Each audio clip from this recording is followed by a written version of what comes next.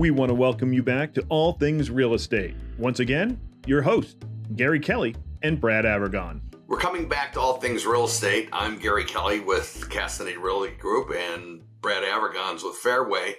And we had asked Brad to hold the thought. So let's see how he's done. I was holding my thought. So here was my thought. We were talking about it. You brought up the example of a car on a property that was being sold, and the car was not drivable and had to be towed out the morning of the walkthrough.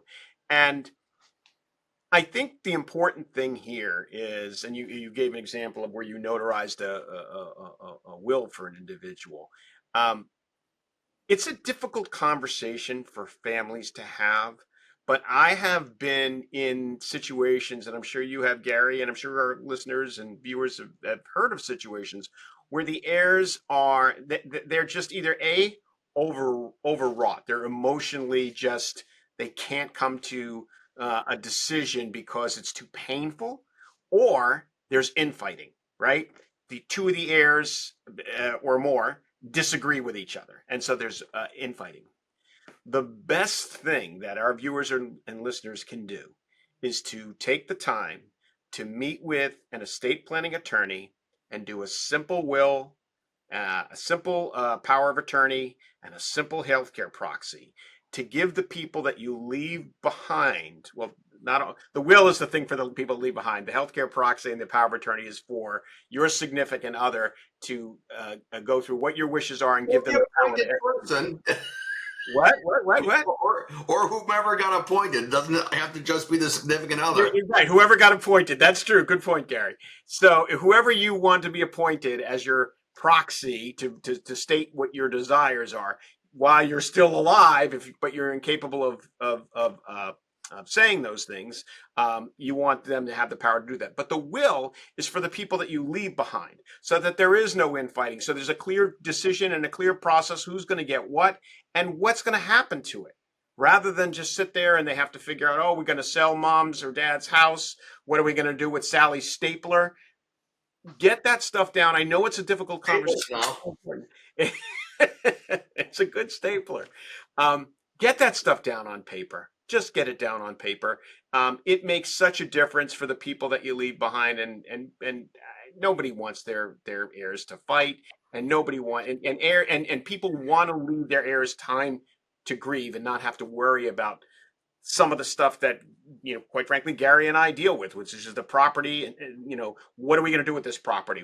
How are we going to get rid of it? Where's it supposed to go? Who's supposed to get it? I had one where the seller was in a memory care unit, and the seller's daughter was who we were working with. And it got to, you've got to get the deed signed. Okay. There was no POA. You need to get the deed signed. So I'm ready to, go get the thing notarized, whatever. And I get a call from the attorney who is a friend of mine. And the attorney says, Gary, you need to make sure that person is in their right mind when you sign it. And we know that there's a question of that because they're on a memory care floor. You need to be very careful. I'm like, holy cow, you're right. You're absolutely right. I'm not equipped to judge is someone in their right mind or not. I can say that Brad's never in his right mind, but that's a joke. So the question became, how do I do that? And he says, well, you do small talk. You go in and you say, what do you think about the Red Sox? Or, the big game this weekend, who you're looking for? And make sure that there is an awareness and an engagement around that. In this particular case, talking not so much out of school, the gentleman has passed away, but I did the small talk thing, but he was angry with what was happening. And what he was angry about wasn't that his daughter was doing the things that needed to happen, but he knew that he wasn't going back to his house. He knew that, he was at the end of his run, and he wasn't happy about it. So, I wouldn't be happy either. Yeah, right. Understandable. Yeah. That's the part of being in real estate that, a lot of crap in the news about real estate and commissions and how easy it is and fast money. People don't realize the human side of it, where you sit and you've got people that are in tears. Sometimes they're in tears because they're selling the house and poor mom and dad, blah, blah, blah. Sometimes they're in tears because they didn't get the house. Sometimes you deal with people that are divorcing, and it's rare that they're both. It's I mean, let's face it, we're talking about sad things. We're talking about end of life. We're talking about end of marriage, end of a commitment. At some point those folks were in love, and so these are difficult things. But that's why it's so important to have those difficult conversations early on. One of the things that I do, in addition to what's called forward mortgages, which is what most people do, is I do reverse mortgages. And reverse mortgages are when someone's over 62, they can basically turn their property into an income stream, or it certainly relieve them of any mortgage obligation. So as for seniors, that's sometimes really, really important. When I say mortgage obligations, meaning the minimum monthly payment that is due. That payment can get deferred.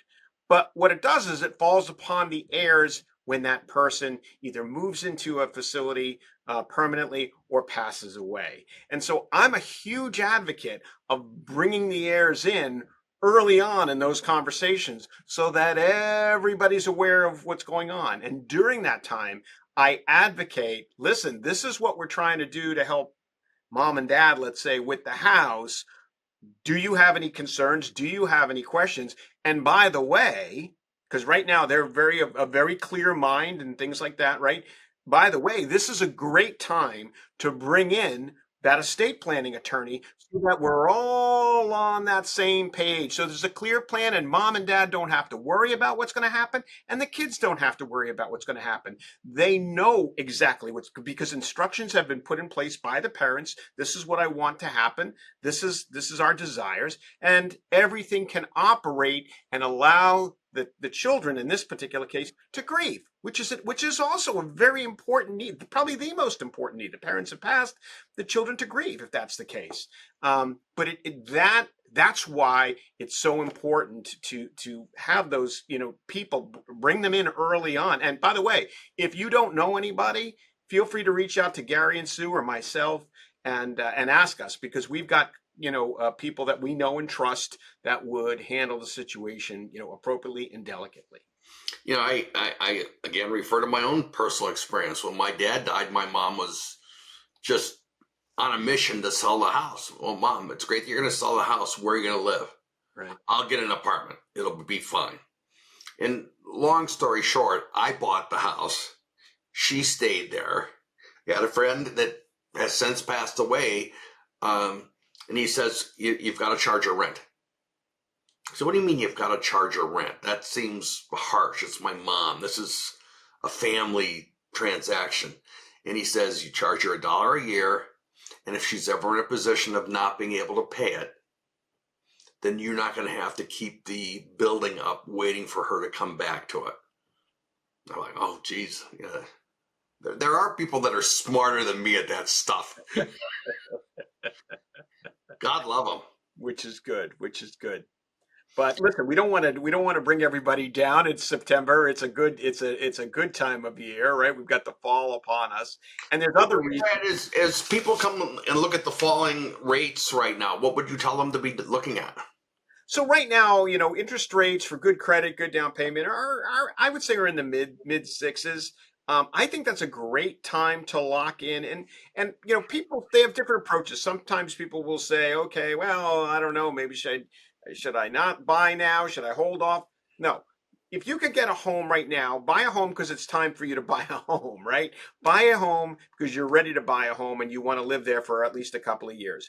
If interest rates drop, and we're all hoping that they do over time, you can always step that rate down. That's what I tell my clients. I said, look, if you lock in at 6.5 today and rates drop to 5.99 in 6 months, we can refinance you. At that point, it's simply a math equation that I do for you and say, listen, we can save you $100 a month, $1,200 a year or more. And at that point, it usually makes sense to folks to consider it, especially, and I'll do the break-even analysis and say, well, you have to say that you think you're going to live in the house for another 2 years or 3 years. If you do, you'll pay back those closing costs. Or in some cases, there are no closing costs where the lender pays those fees, or they can be rolled into the mortgage if you want. There's so many different options. But the point is, that's a math equation versus a living situation. If you're ready to buy a home, you want to get that, and you want to stop paying your landlord's mortgage and pay your own, so increase your equity, then do it. If someone comes to you right now and says, Brad, rates are down, I'm going to stay in my house, I want to do a cash out refi because I want to go on a trip, what is your reaction to that? Well, so cash out refi, I certainly do cash out refis all the time for projects and folks that may have a nice low interest rate. They got it a few years ago. And I do those all the time. We can do, whatever they need, as long as they have the equity and the credit and they qualify for that second mortgage. Depending how big the project is. If it's a $10,000 trip, maybe you don't need an equity line specifically for that, but having an equity line is not a bad idea. The trick with an equity line is to have a plan to pay it down. Yeah, my view is if you're taking money out of your house to go on a trip, it's probably not the right thing to do. Yeah, I tend to frown on that. I tend to frown on that as well, Gary. But I do believe in using it as a tool. So, for an example, is sometimes people will be looking to purchase a car. The problem with a car loan, because cars are $50,000 now, that's an expensive car payment, principal paid back over a 5-year period. I know what kind of car you drive. It's way over 50 grand these days. I drive an old car. It doesn't. If I had to buy a new one, I wouldn't be buying it. But nonetheless, if you buy it on an equity line, you can pay interest only. The trick is to have a plan in place that you can pay it down so that you pay it off over a period of time, whether it's 5 years or 7 years or 10 years, whatever you need to do. You got to have that plan, and you got to manage it yourself. The bank isn't going to do it for you in the case of an equity line. So, Brad, if someone wants to talk to you about buying a used car, how would they go about reaching you? The best way to reach me, Gary, is via my cell phone, which is 978-375-5531, or via email at brad@bradavagon.com. And how about you, Gary? How do they talk to you about buying a used car? I'm the guy that's driving the 2016 Acura MDX with 140,000 miles on it, and I got you beat, Gary. I got cars that are way older than that. Yeah, but mine's the daily driver. I've got nothing else. You've got a little fleet going there. Right. Anyway, I can be reached at 508-733-6005 or Gary@movewithgary.com. Thanks everyone for playing with us in this early September day. Be well. Thank you for watching All Things Real Estate. If you do have any questions, feel free to reach out to Brad or Gary.